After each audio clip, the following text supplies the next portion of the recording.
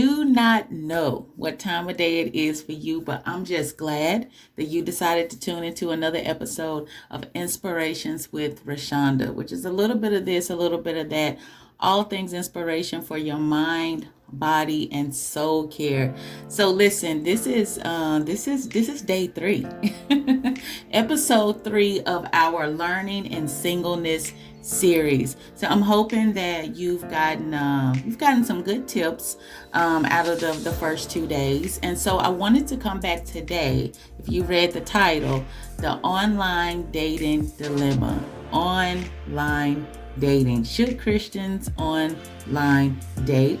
Or, maybe you've had some experience with online dating, or, maybe you've thought about trying it. Maybe you know some people that have done it, or whatever. And, online dating is definitely a topic that I feel like we all should be talking about today because, every time you look around, there's another online dating app or something that's going on. I know there's now there's Bumble, there's Tinder, which I think Tinder has been around for a while, but I mean there's quite a few. There's some for farmers, and then there's some for if you're over 50, and so I mean there's an online dating app or source for all types of people. Okay, so online dating, yes, and I've just I follow quite a few people on YouTube, and some of them have just gotten engaged, and their mates was found online. So online dating is a big thing, but I wanted to talk about it because I have done quite a bit of online dating, and while it's worked for some, it doesn't work for everyone. So I wanted to give you some tips and just talk about my experiences. So maybe if it is something you're deciding to do, you want to walk down that road, then at least you'll go down that road prepared. Okay, so I'm just gonna put it out there because that's what I'm all about, being transparent. So here goes. I've been on every online dating site known to man. Maybe not those ones I just named, like Bumble or Tinder. I just never got on those. But trust me, Match, Chemistry, Christian Mingle, Plenty of Fish, Black People Meet. I've been on them all, okay? So I've been on every online dating site, yes, in hopes of looking for what? A man. But okay, so now that you know that about me, which is was a little too embarrassing to admit, but hey, it is what it is. So I've been on eHarmony, Christian Mingle, Match, Plenty of Fish, Chemistry, Black People Meet, and even some call-in ones. You know those call-in ones back in the day. So do you remember when they had ads for singles in the newspapers? Maybe that was before your time, but I've even answered a couple of those ads, okay? I even went as far as to reach out to a couple of the eligible single everyday bachelors that Essence magazine used to display, in their magazines. I think it was like a certain time of year, but of course, that Essence part was long time ago. I don't even think they do that anymore. But that online dating bid, okay, I did that up until 2016, all right? So you might be asking, well, did it work for you? And let me tell you, no, it did not. I've given up on the online dating blues and honestly believe that the next go round for me will not involve an online hookup. I'm sorry. But still, I have to admit the commercials are and have been very tempting. There's always this one couple who's been in a couple of terrible relationships and gave up on love until they got with eHarmony and etc., found the love of their life, got married, and couldn't be happier. Unfortunately, no matter how much those commercials pull at my heartstrings, the outcome for me just didn't happen the way the actors, the real people in the commercials detail, okay? and I tried.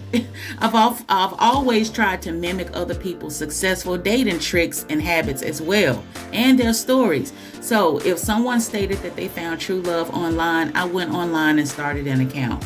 If someone said they found true love at the grocery store, pumping gas, the library, the movie, the gym, restaurant, out with friends, Facebook, or even a blind date, listen, I found myself mimicking those occurrences.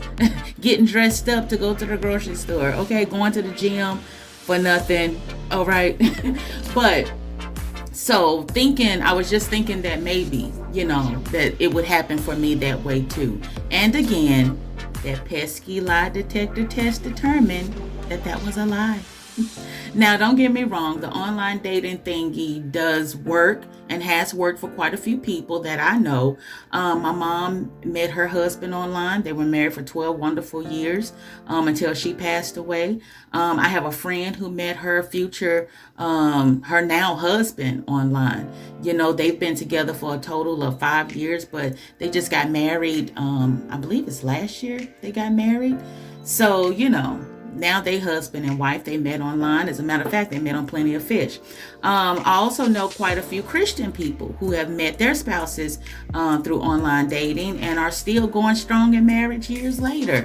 I actually have a Christian friend who met her now husband of almost 10 years on a Christian dating site.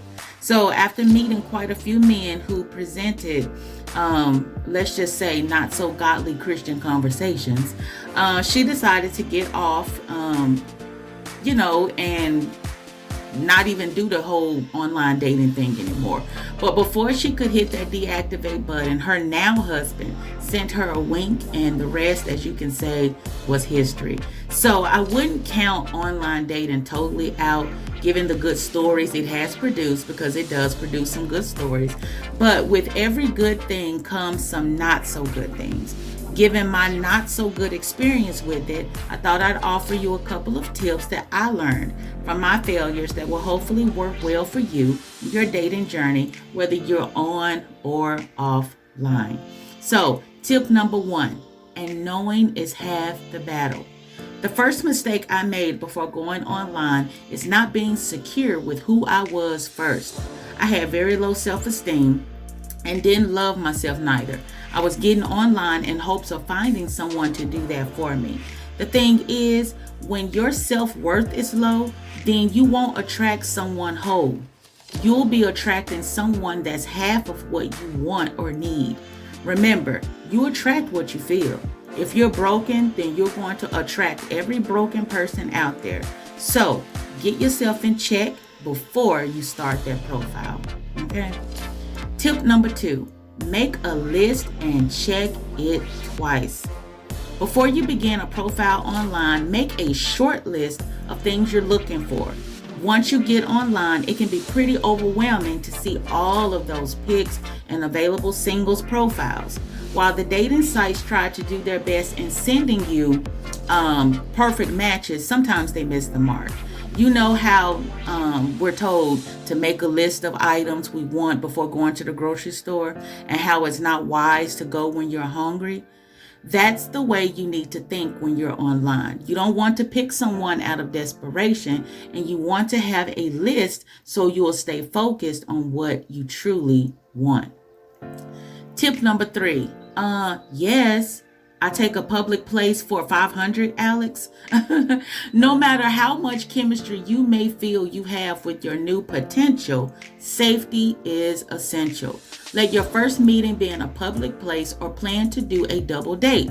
That way, in both cases, you're safe and not alone.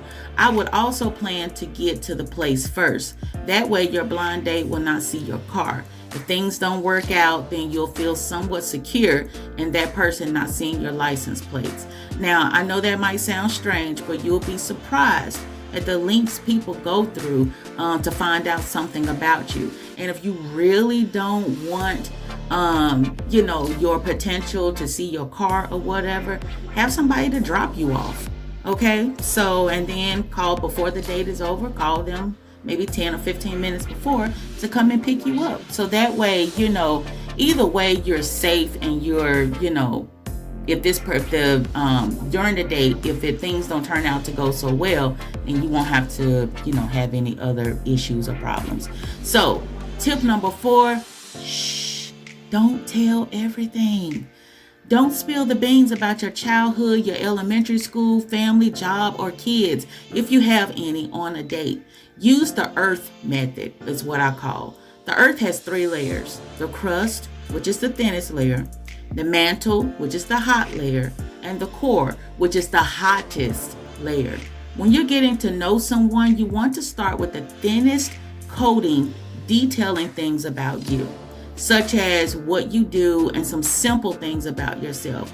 You actually want to make sure that you're doing more listening than talking anyway. That way you can listen for any red flags.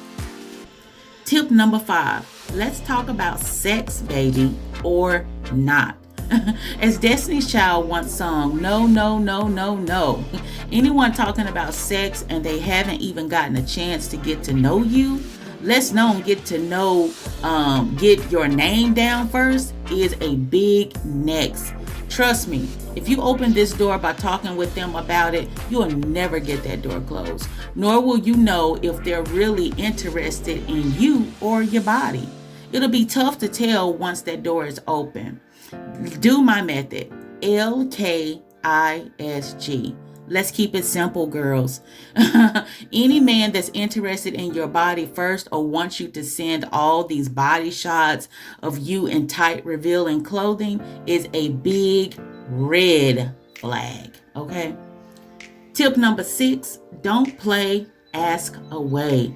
Don't be afraid to ask questions. Now, don't get me wrong. You're not going to find out everything about a man or a woman on the first, second, nor third date. Still, you want to find out enough info to figure out if there'll be a second date.